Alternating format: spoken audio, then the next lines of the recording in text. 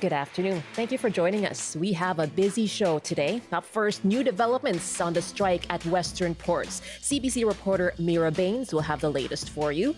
And we'll ask you, how concerned are you about automation, whether in the ports workforce or in your industry?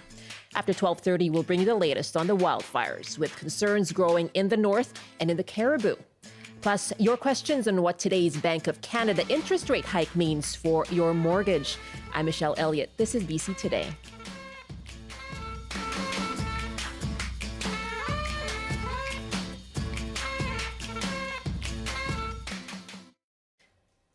Thanks for joining us on CBC Radio, 88.1 FM in Metro Vancouver, and live streaming as well on cbc.ca/BC, on CBC Gem, and on YouTube on the CBC Vancouver page. And we begin with the strike at ports that appears possibly close to an end. Last night, the federal labor minister said he has given a mediator 24 hours to send recommended terms for a potential deal. And then both sides would have another 24 hours to see if they agree. And at 10:30 this morning, news that each side received the recommendations from the federal mediators. That means they have until 10:30 tomorrow morning to respond. Now, last night, dozens of workers rallied on the picket lines. Who are we? ILWU! Stand up! Fight back! Stand up! Fight back! What do we want? Fight back! Now, business groups have been calling on Ottawa to bring in back-to-work legislation. In a moment, we'll take your calls on one of the contentive points in the dispute, and that is automation. Asking you, are you concerned about automation, and has it affected your industry? But first, for the latest on the port strike, I'm joined by CBC's Mira Baines from near the Vancouver port, the busiest in Canada. Hi, Mira. Hi, Michelle. What is the latest? Well, like you mentioned, it seems like a recommended settlement is now in the hands of the union and the employer.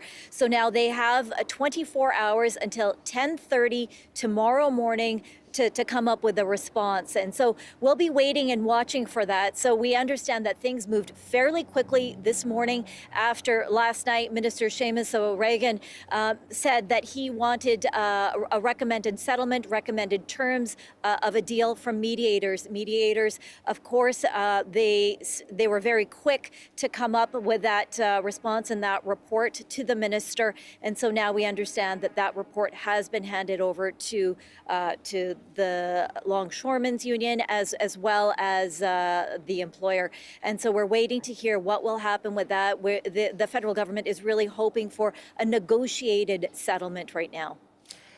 Now, BC Premier David Eby has been speaking on this morning, responding to questions from reporters. What did he have to say?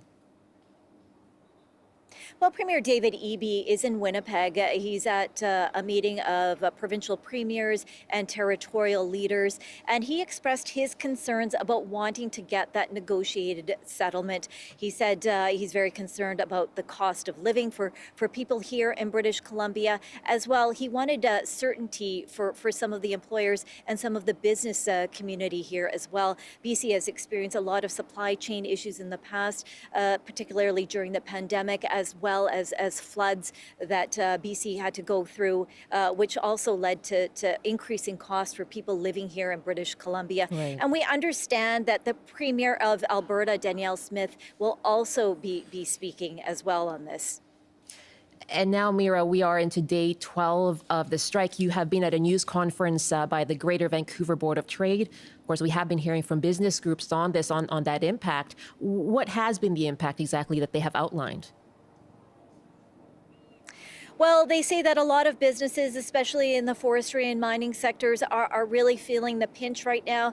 They say that if this strike goes on further, they may have to curtail operations, or they may have to lay off workers. So they're very concerned about that. Business leaders, the Vancouver Board of Trade, they released a counter counting how much trade has been disrupted by this strike. Right now, it's about at $8.9 billion and counting. So they're very concerned. It's day 12 of the strike, but according to the counter, they're on day 11. They're counting it from July 1st at 8 a.m. So a lot of concerns there, and also people in the business community say, they're awaiting merchandise. Already they're awaiting fall and Christmas merchandise.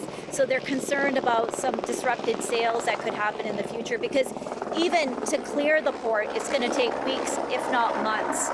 And we're also hearing from different ports around the country. You may not be able to hear me, from different ports around the country that longshore workers there don't want to deal with some of the shipping containers that were meant to come into the Vancouver area as well.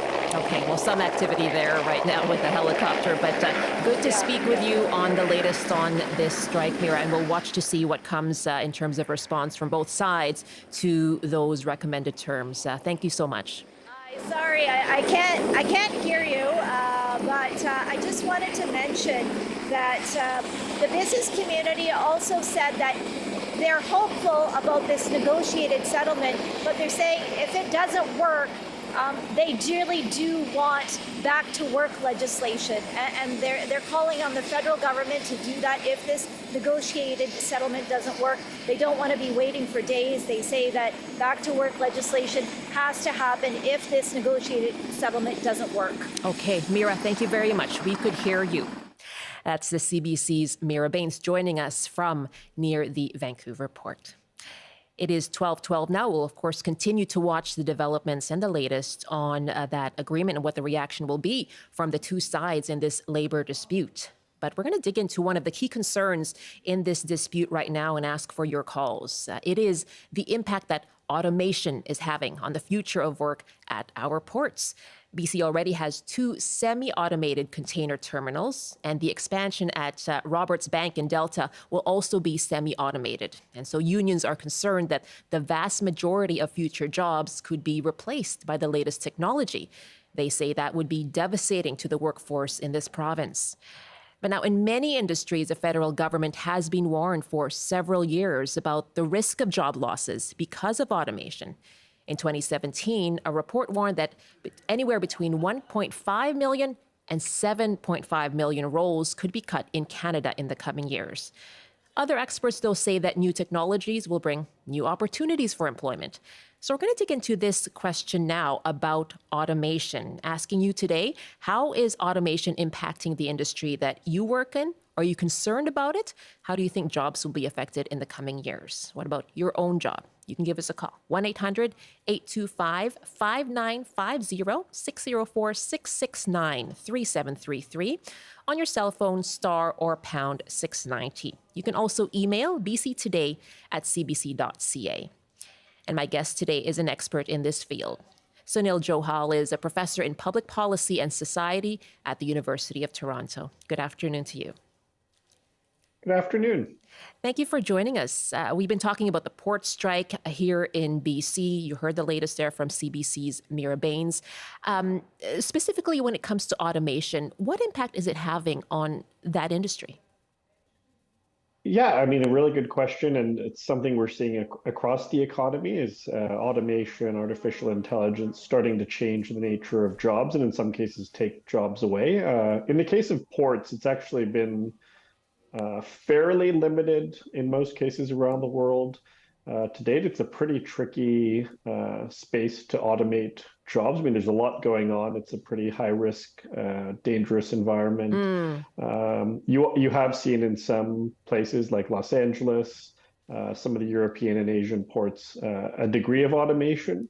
But the interesting thing is the results to date from those automated ports have been actually lower productivity than the non-automated traditional ports. So I think that's probably putting a bit of a pause into the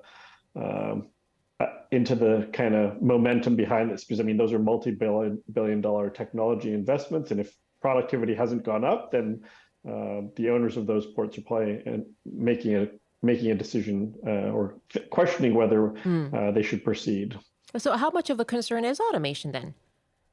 It's certainly a concern. I mean, I think it should be a concern in all sectors of the economy. But I mean, we almost have to think about it from the sense of, are we freeing people up to do higher value add, more strategic jobs, and maybe getting them away from more dangerous, repetitive types of roles? I mean, there's kind of two sides to the coin. I mean, on the one hand, it might eliminate some jobs, it might change some jobs, but it also might free up opportunities for people to do more interesting types of work. And that really does depend on the sector that we're talking about.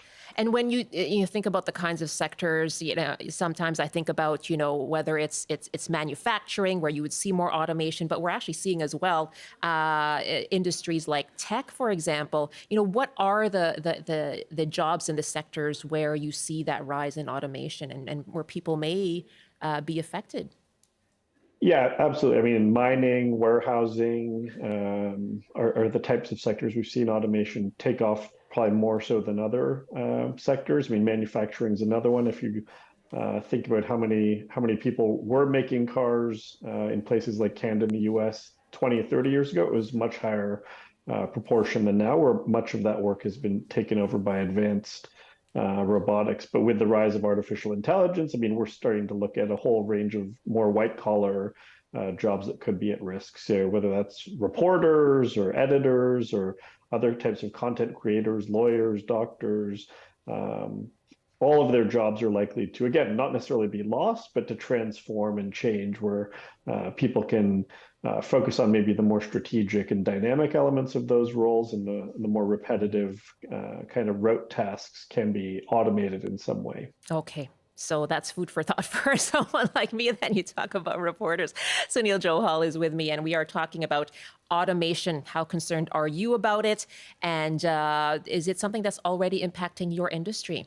I'd love to hear from you. 1-800-825-5950, 604-669-3733 on your cell phone, star or pound 690. And is it something that you are fearful of or perhaps excited about? Do you think it presents risks to your job or opportunities?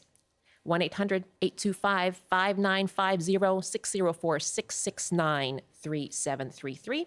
On your cell phone, it's star or pound 690. Our email is bctoday@cbc.ca.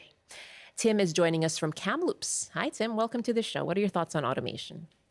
Well, I just wanted to run this by your guest and you, is whether or not, because technology is ever advancing, and as we speak, like in R&D, they're making it better.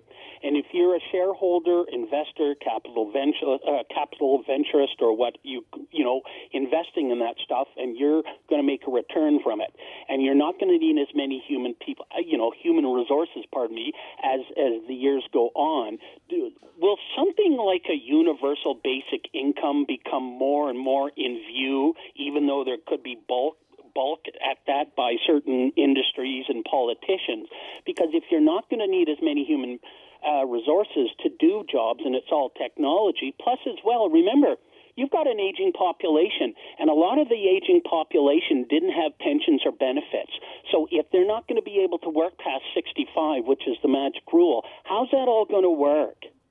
When it comes to people's incomes, Tim, well, how are you going to buy groceries? How are you going to feed your family? How are you going to support your family if the jobs that you had are now eliminated and it's all going to be done by technology, whether it's computers, whether it's AI? I mean, are other jobs going to be then formed, or are those jobs eventually going to be gone because you've got technology advancing all the time? All the time. Really good question. And I see two steps to that question, right? One is, first of all, the impact on people's ability to pay the bills and buy groceries. What impact will that have? And he's saying, could it, despite perhaps opposition, as he said, from companies, could it pave the way for something, looking at policies like a universal basic income? Tim, thank you very much. Sunil Johal? Yeah, I mean, absolutely. That's one of the options that we need to think about. I mean, more broadly, we need to think about how we refresh the social safety net for this new age of disruption in AI. So things like skills training, for example, are a great example of an area where we don't really invest a lot as a country. Most employers across the country don't invest a lot in retraining and reskilling their employees. But if jobs are changing rapidly, there are new digital requirements for many jobs. How do we make sure people get the skills that they need? Universal basic income would kind of be at the far end of that extreme. Like if we do enter a world where there are just not enough jobs for all the people we've got in the country, how do we make sure those people can make ends meet? And something like a universal basic income or otherwise defraying the cost of living for people through more affordable housing and pharmacare might be options in that regard too. But yeah, I mean, we certainly need to rethink a number of those pillars of our social safety net in the years to come. How much is that in the view of the government right now? The federal government has been warned about job losses that could stem from automation really for years now. Yeah, I mean, it's something the federal government, provinces are thinking about. I mean, for example, the federal government launched something called the Future Skills Center based out of Toronto about 4 or 5 years ago, which is really focused and targeted on the question of how do we retrain workers in particular sectors of the economy that are getting disrupted by technology. We're starting to look at, the federal government that is starting to look at changes to the employment insurance system, that maybe we need to make that a bit more generous for people and give them a bit more time to get back on their feet if they do lose a job. And again, largely that's going to be in the future because technology might disrupt them out of those types of roles. So it's certainly something policymakers are thinking about. The key challenge, though, for policymakers is a lot of this is really uncertain. How quickly is some of this going to happen? Is the technology actually going to be adopted by companies in certain sectors, or will it not? Because we've seen in some cases, like self-checkout lanes, the technology is there, but people don't necessarily like it, the customers. So companies are kind of pulling back in some cases from that and saying, you know what, we'll keep cashiers there because people like that social interaction. So, I mean, it's not just, is the technology capable? It's kind of, is there a social acceptance of this? Is it something that makes sense in a particular context? Okay, that's really interesting. Now let's go back to our callers as we ask you, are you concerned about automation in your industry? Is it something that you are fearful of or excited about? 1-800-825-5950, 604-669-3733. And Dan is joining us from Kelowna. Dan, you work in construction. I do work in construction. I kind of chuckle because back in the 90s when I grew up, everybody said don't get into trades. But it's basically the one industry that's protected against artificial intelligence at this point. So I'm just because you need the human judgment. You need human judgment, human problem solving. There just really isn't a way for a machine to get inside a house when it's being built to run plumbing lines. It is a very human job, and we don't have the tech to make that a reality. The other thing that I see in the short term, and I got 4 young children, is that as they come up out of high school, basically all the low entry jobs are going to be automated. And so we really need to focus on how we're changing the education system to prepare kids to have a better understanding and knowledge set and how to think when they get out of high school, because all those low, like, basic jobs that kids get when they turn, 16, 17, 18, they're going to be gone. And then it's either we go to university, but university we keep seeing is, people with a university degree are not getting jobs. So our entire education system needs a total revamp in order to actually move this forward. And we've also heard that it's a lot of white collar jobs are also possibly affected, right? So how do you deal with that in education, Dan? Sorry, I missed that. Oh, we've just been speaking with Sunil Johal, who also said, a lot of white collar jobs are also being affected by automation. And so, how does education plan for what may come when it comes to technology? I think it's a focus on how to think, not what to think. Yeah, that's a really good point. And the skills that you bring, of course, to construction. Thanks so much for the call. Thank you. That's Dan in Kelowna. And John is up next in Vancouver to talk about concerns or perhaps some optimism around automation. Hi, John. Hi. Thanks so much for calling. And so what are your thoughts on the impact of automation in your industry? I'm a registered clinical counselor. I have 20 years in the field and a graduate degree. And a lot of counseling is based on algorithms and best practices for certain conditions. which Really? I think with the advancement of artificial intelligence, I think that's easily replicated, especially for EAP firms, where it's a cheaper and more efficient way to do counseling. Right now, there's a lot of telehealth, and there's also online cognitive behavioral therapy. So I don't think we're that far off. How does that work, John? Because I know we just heard from someone in construction who talked about how human judgment is so necessary. I would imagine in counseling that you need that human connection. There is, but I think if you think about voice recognition and software, facial recognition, this idea of empathy can be replicated, maybe not to the full extent of a human person, but it can be pretty darn close. And I think the advantage of using AI is that it actually has more knowledge base, so way more than one therapist can hold in terms of different types of clinical information and practices. Wow. Are you seeing this now? To what extent? Not really seeing it now, but if you extrapolate what's happening, and you know, in medicine, there's a lot of clinical pathways. So for a fractured hip, you kind of know what to do from beginning to end of treatment. Right. I think for mental health, it's going to be fairly similar. Not that I agree with it, but I can actually see it happening. Oh. John, thank you very much for the call. Let's go back to our guest, Sunil Johal, on that. I mean, is that, I guess, how possible is that when it comes to those kinds of jobs, counseling, even the role of AI? We see how much more sophisticated it's getting by the day, right? Yeah, absolutely. It's possible and it's already happening. I mean, there are some Really? studies showing that people, in some cases, prefer to speak with a machine when they're getting counseling because they don't feel like they're going to be judged. So they'll open up more about their true feelings and experiences.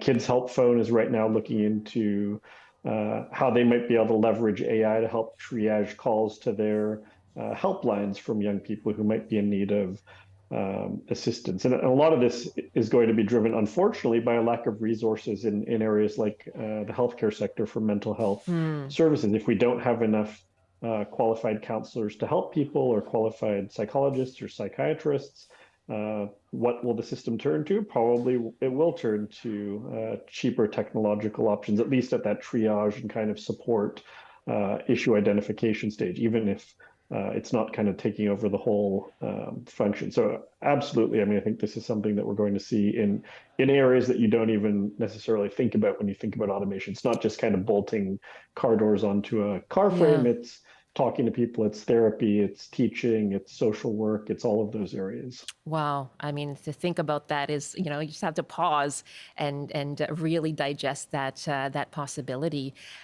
Jan writes us, I do not support the automation of workers' jobs. These are the workers that do the heavy lifting to get products out of the port and into the hands of businesses and consumers.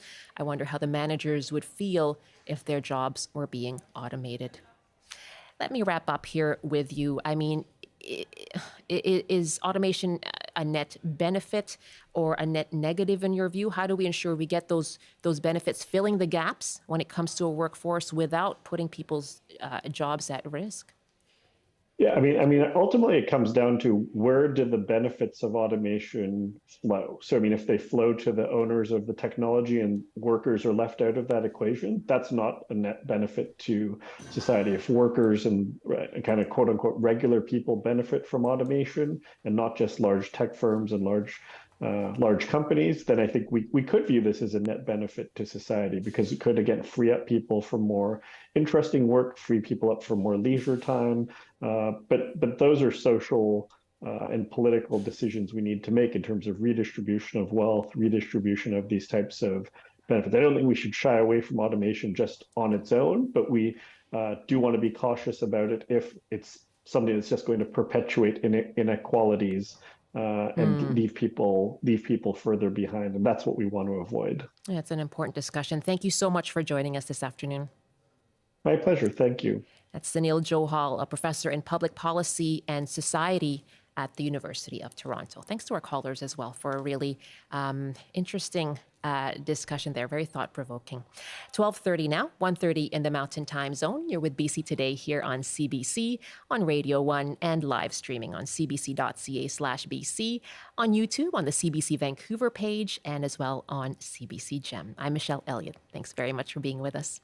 Coming up in our next half hour, we'll bring you the latest on the wildfires, with concerns growing in the north, spreading from the northeast to the northwest as well, and the Cariboo regions. We'll get the latest on that for you. And we'll talk about today's interest rate hike from the Bank of Canada and ask you, how is it going to affect your mortgage? Do you have any questions about how to manage these repeat interest rate hikes? We'll have a mortgage expert from TD joining us here in studio. That's all coming up after the CBC News Update with Robert Zimmerman. Good afternoon. As we've been hearing on the show, the two sides in the BC port strike now have an outline of a potential deal submitted by a mediator. That mediator was appointed last night by Federal Labour Minister Seamus O'Regan. O'Regan says the gap between the two sides is not enough to justify a continued strike. The union and employer have until 10:30 tomorrow morning to respond. The BC Wildfire Service says there are close to 330 fires burning around BC today. Officials say the situation on the ground is changing so quickly they can't provide an accurate estimate on the number of properties affected by evacuation orders and alerts. Most of the affected properties are in the Cariboo and Bulkley-Nechako regions. And about 20,000 people are expected to line the streets of Gastown this evening as a cycling race marks its 50th anniversary. Organizers describe the Global Relay Gastown Grand Prix as the most prestigious criterium bike race in Canada. The first race is set at 5:30. The winner of the men's and women's races each collect a $12,000 purse. And now the forecast on the north coast, mainly sunny this afternoon with a high of 22. Highs reaching 26 with smoke and some sunshine in the Peace. In the central interior, widespread smoke and a high of 26 as well. Hazy in the Kootenays with a mix of sun and cloud and highs up to 28 degrees. In the southern interior, highs getting close to 30 with local smoke and a chance of thunderstorms. And for Metro Vancouver, Greater Victoria and the Fraser Valley, a mix of sun and cloud this afternoon, with highs in the low 20s. I'll have more local news at the top of the hour. Now back to Michelle with BC Today. That's something you could ever do, racing on your bike? I understand it. Although there's a Netflix thing on the Tour de France, a Netflix documentary. And it is, I have a newfound respect for cyclists because they are going fast and they are just wearing spandex. And you can just slide off the side of a mountain. It like helps it's super dangerous. Go faster. I get nervous making a right turn, so I couldn't even. No, like they're going 100k an hour, 100 kilometers per hour. Yeah, that's pretty super scary. Yeah, exactly. So no, I couldn't do that. Stick with your commute home. That's right. Rob, thank you very much. Sure. Robert Zimmerman in the CBC Vancouver newsroom. Welcome back. This is BC Today here on CBC. On radio, you can catch us 88.1 FM in Vancouver. That's Metro Vancouver, and online as well. You can watch our live stream. Welcome to you watching us on our YouTube page. That's CBC Vancouver is where you can find us. You can also watch us on CBC Gem and on our website, cbc.ca/BC. Well, to the wildfires now, with new evacuation orders and alerts in the north and central parts of the province. The BC Wildfire Service says there are more than 330 fires burning. In the Bulkley-Nechako region, the Parrot Lookout fire was discovered on Friday, and this Sunday forced the evacuation of several properties, including the Skintyee First Nation on Francois Lake. Shirley Wilson left her home and is now in Terrace with her son. She spoke with Brady Strachan yesterday on CBC's Radio West. I'd say it was hovering between 27 and 30 degrees. Up and down it hovered and was extremely dry, of course, everywhere, tinder dry. And with the heat and the smoke each day during the 2 to 3 days I was at home, floated in from everywhere, mostly the Parrot Lake fire. It floated in, so the air was getting more smoky each day, and that so was not very good environment to be in. What are you hearing about how things are back home? Well, there's been more equipment and ground crews at various places all over up there. Most of the people in some of the areas in the Burns Lake area are on an evacuation alert. I haven't heard of any other evacuees at this point, but many people there, family and friends that I know, they're all getting prepared. Like my daughter lives right close to Burns Lake, so she's got her family and all set to go. She has all her belongings and valuables all in one spot. We've all got it at one place where my granddaughter and her husband live. They got a fairly big place, so everything's just in storage there, in campers and everything. And you know, just basically, if anything goes up, at least we have something saved. That was Shirley Wilson, a member of the Skintyee First Nation. She was evacuated Sunday as her home is close to the Parrot Lookout fire. She was speaking with the CBC's Brady Strachan. For more on this now and the growing wildfire concerns in the province, we are joined by CBC Science and Climate Specialist Darius Mahdavi. Darius, hello. Hi, thanks for having me. Thank you very much for joining us. What can you tell us about the latest when it comes to the wildfires, new evacuation orders just yesterday? Yeah, we've been seeing just a massive explosion in fires just over the last few days. We did see a lot of new evacuation orders issued yesterday, but it's really part of this long trend. So if we had looked at the number of active fires just at the end of last week, we were sitting at around 100. And then we had a ton of lightning strikes, a ton of new fire starts over the weekend, Monday and Tuesday. And that's really brought our number up. We have over 300 active fires in the province now. And really what we're looking at is some extreme fire danger across the province. Now, I am thinking that's going to be coming down over the next few days, that fire danger. But those active fires, the wildfires of note that we have all over the province, those are going to keep burning until we can get them under control. Okay, 12 fires of note is what I'm seeing from our latest note here. 324 active fires, and so far this year, 993. And you talked about those fires of note. We heard about the Parrot Lake fire there right now, and the Peacock Creek fire. What can you tell us about those where people have been evacuated? Yeah, the Peacock Creek fire is around 250 hectares now, so that's been just growing over the last 24 hours or so. Winds have been blowing it further east, and that's just allowed it to really expand. It really wasn't too large before, and that's why we're now seeing it turn into this really notable wildfire. The Parrot Lookout fire as well, over 2,000 hectares now. These are in a similar sort of area, and they're looking at the same sort of weather patterns. So what we're seeing here is over the next couple days, we're going to keep seeing these sunny conditions, 5 or so degrees above seasonal, high 20s. So we're looking at conditions that could allow these wildfires to continue to grow. Some good news, the winds are only going to be blowing around 15 kilometers per hour. Okay. The humidity will be pretty high, so those will allow us to try and get those wildfires under control. And when we get into the weekend, Sunday, Monday, Tuesday, we're looking at showers. We got a good chance of seeing some persistent rain, no torrential downpour, which could risk flooding. But these consistent inputs of rain are what we need to really let that water soak into the ground and bring that wildfire risk back down. Temperatures will also be coming back to seasonal. So next week could be our chance to really get these fires under control. To get some relief. Okay. And so in terms of weather over the next few days, and I mean, that sounds like perhaps there is some optimism?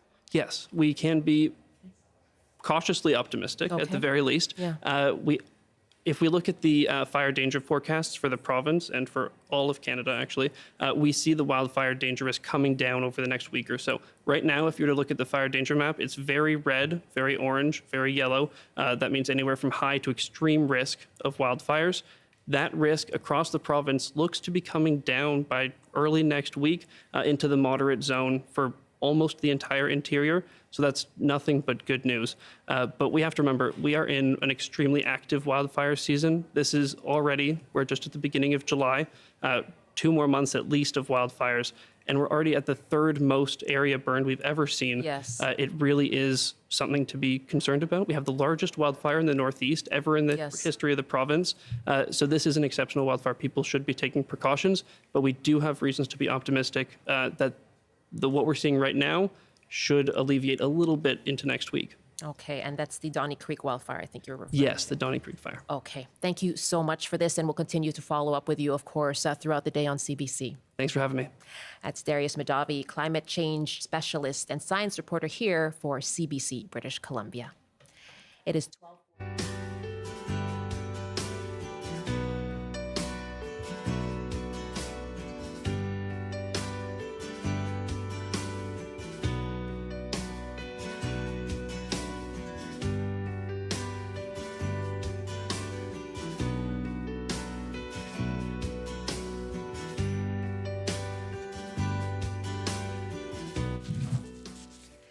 12:41, 1:41 in the Mountain Time Zone here on BC Today. Now, this morning, the Bank of Canada raised its key interest rate by 25 basis points to 5%. It's the 10th increase since March of last year. Bank of Canada Governor Tiff Macklem said while the policy seems to be working, inflation is persisting. Now, this will affect your mortgage, in particular if you have a variable mortgage rate. And we're going to take your calls in just a moment. But first, Lena Chandy is a single mother of 3. She bought her home in Surrey 7 years ago, and here's what she had to say about the impact on her. About year and a half ago, I switched over to a new bank and went on a variable rate. And I had a mortgage broker, and we talked about it. And the only reason I went on a variable was because I was going to remortgage in a year and do some renos, because my kitchen really needs to be renoed. It's like 1974. And so it was only supposed to be a year. And then all of a sudden, boom, the first increase happened. And I was like, okay, well, whatever, that's fine. I can handle it. And then the second increase happened, and the third increase happened, and then the fourth, and then the fifth. And now my mortgage payment is doubled, and it's almost just a little bit under half my paycheck. So, well, no vacations, number one. Number two is we don't eat out as much. There's no little treats anymore. I had to cut out, I had to half one of the RESP contributions for my younger 2 kids. I had to turn my ICBC into monthly instead of annual. Just a lot of penny pinching. That's Lena Chandy, a homeowner in Surrey. Now we are asking you, how will another interest rate hike affect you? What will it mean for your mortgage? And if you have any questions about how to manage rising interest rates, you can give us a call. 1-800-825-5950 is the toll-free line around the province. In Metro Vancouver, it's 604-669-3733. On your cell phone, you can dial star or pound 690. You can also send us an email, bctoday@cbc.ca. And joining me to take your calls here in studio is Steve Ng, a mortgage specialist at TD. Hi, Steve. Thanks for joining us. Thank you for having me. What's your reaction to this increase today? Much like the caller that was there previously, it was not a surprise, but it is a shock, most certainly, and something that we all have to take in stride. The Bank of Canada has raised rates now for just over a year, 4.5%, and that's a lot. If you put that in perspective of what that monthly budget looks like, that's $14 for every 0.25% hike on $100,000 that we borrow. And I don't know about you, but I most certainly don't have a mortgage for $100,000. $100,000. Yeah. So if you multiply that out, that on a $400,000 mortgage, or $500,000 or $1 million mortgage, that amount really magnifies over a period of time, and that's on a monthly basis. And now we've been going through this now for just over a year. Yeah. Yeah. What are you hearing from people? Well, there's definitely struggles. I think when the rate hikes first started, a lot of consumers thought that this was going to be short-lived, something that they could Be probably, once or twice or something like that. Yeah, something they could probably just bear with and not have to worry too much. And when the rates went up 0.25% of the time, and you really think about it, maybe it was $100 or $200 a month that was the difference. And some of us just made it happen and made it work. But now that it's progressed, I think people are at that place now where there are some real struggles, where you look at payments where they're doubled, and in some cases double and a half, tripled. That's a lot of money to take out of a consumer's pocket for money that would otherwise go towards vacations, children's RESP, savings, retirement planning, maybe that new car that someone's been planning for. So we've all had to really dig down deep and really figure out how to navigate these headwinds. Okay, really appreciate your joining us here this afternoon. My guest, Steve Ng, a mortgage specialist at TD. And we're asking you, what will another interest rate hike today to 5% mean for you and your mortgage, your expenses, your debt? Give us a call, 1-800-825-5950, 604-669-3733. What are the things that are going to be affected the most? Well, with the prime rate going up, anything that's pegged to the variable rate is going to be affected. So things like a variable rate mortgage or a line of credit, those will be the immediate effects that people will see and feel on a daily basis. But this affects not just homeowners, this affects renters, quite frankly. We have a lot of rental properties here in BC, and much like a lot of other major cities. And landlords are owners and mortgage holders too. So they have to cover their costs. And unfortunately, some of those costs will be passed on to the renters themselves. So this does affect everybody broadly. But again, more so for people that have a variable rate mortgage or a line of credit that's pegged to prime. Let's take a call from Brad in Lillooet. Hi, Brad. What's the impact of today's rate hike? Oh, just, more of the same of borrowing from Peter to pay Paul or something like that. But it's not working, clearly. So my comment is that this is a blunt force tool by the Bank of Canada that worked in economies prior to COVID, but it's not working in a post-COVID environment where there's pent-up spending demand and demand for goods, et cetera, et cetera. So people are still spending to get what they need or to take that vacation that they so desperately want anyway. Meanwhile, as you know, because you've talked about it on your program, they are not saving any money. Canadians are living on borrowed money and credit. And apparently, a lot of the biggest banks in Canada, their mortgages are in a negative amortization schedule, and your guest can explain what that means, but it's very bad situation for the future. I feel like continuing to raise rates is not going to change the course of the economy, and they need to stop. They need to just leave the rates where they are and let them do their thing. Yeah. Brad, thank you very much for that point. Anything you want to add about that impact on yourself? Well, I have a farm in Lillooet, and financing the farm has gotten 40% more expensive. And I think most people know that people don't farm to make money. They farm as a lifestyle. So the other saying is, right, you start with a large fortune and you end up with a small one, and that's farming as well. So it's affecting me personally, but I'm established enough that I can absorb this. But I just feel like this course of action is exacerbating the income inequality as well. Brad, thank you very much. I also note that you're probably affected by the drought conditions as a farmer too. Yes. Yeah, thanks so much for the call. Really interesting points there, talking about the impact on him. But perhaps you can just go through that negative amortization and what that means. Yeah, essentially what that means is if you're in a variable rate mortgage, as the interest rates go up, less of your payment goes towards the principal. So more of it goes to interest. Interest rates. Yeah, at a certain point, your payments aren't enough to pay for the interest alone. And that's what we call the trigger point, where your payments just aren't keeping up with the interest. And then when the rates keep going up, like as Brad indicated, and as they have been, your payments start getting added back on to the principal to the point where your payments aren't even enough to cover the interest.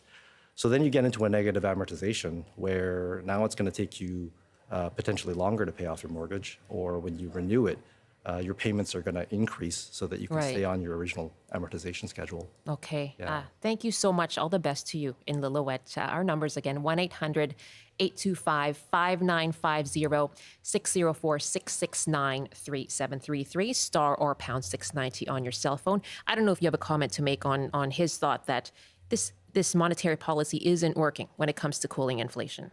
Yeah, I'm not an economist by Sure, trade. yeah, that's fair. That's fair. And It's certainly a debate. Yeah, I absolutely feel Brad's pain, and much like all the other Canadians. And the Bank of Canada and Governor Mecklem, he doesn't have, and they don't have an easy job by any means. It's kind of like looking into a crystal ball that is murky and is giving you false signals all the time. And I talked to some of the economists at TD Economics, and they'll tell you that our predictions are as good as the outcomes are, and I think a lot of people didn't expect us to be where we are today.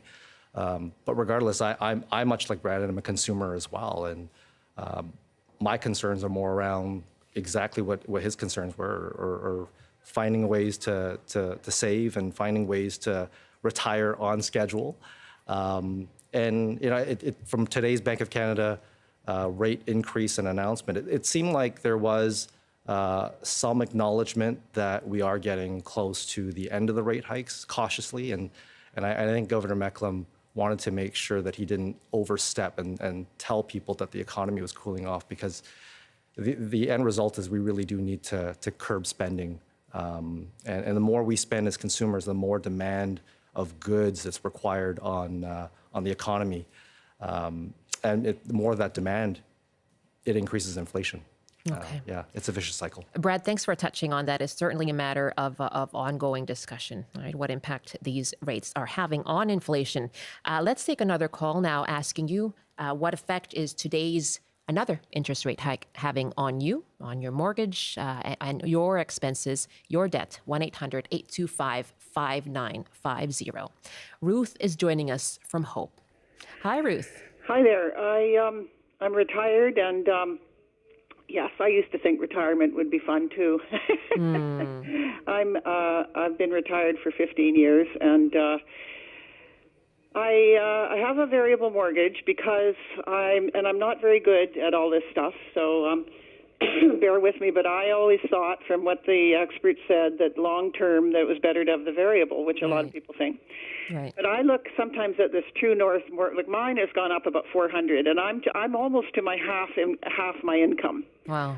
Yeah, so I figure another couple, and I was looking at that True North mortgage. What does your guest think about that? He has some interesting predictions. He says something about after the summer that there's going to be in September something that it might turn around, but I don't know. It's all conjecture, isn't it? Okay. Well, let me ask him, and I'd love to come back to you, Ruth, if that's okay with you. Sure. Your thoughts on that? Oh, I see it here. I predict BOC's, whatever that is, next meeting on September 6th, we'll see the bank pause its rate campaign again after the summer's 1-2 punch and stay on the sidelines through the rest of 2023. Something we saw end of last summer, right? Yes. Sorry, go ahead, Steve. No, that's quite all right. Thank you, Ruth. Yeah, I think the consensus for a lot of economists, including TD Economics, was that after today's rate hike that there would be a pause for a little while. That being said, I think the Bank of Canada also said that there would be a pause earlier this year in January. Right. But, the things happen. The economy can throw a wrench into things, the world economy. And we're pegged to the world economy, much like we are pegged very, very closely with the United States. Are we doing the same thing that other countries are doing? We're following in step. I would say we're probably more in line with the U.S. And the U.S. Fed for sure. Their economy seem to be a little bit more resilient, and it seems like we're showing signs of slowing down. But again, that's all, like you said, conjecture, and we ultimately won't know until that actually happens.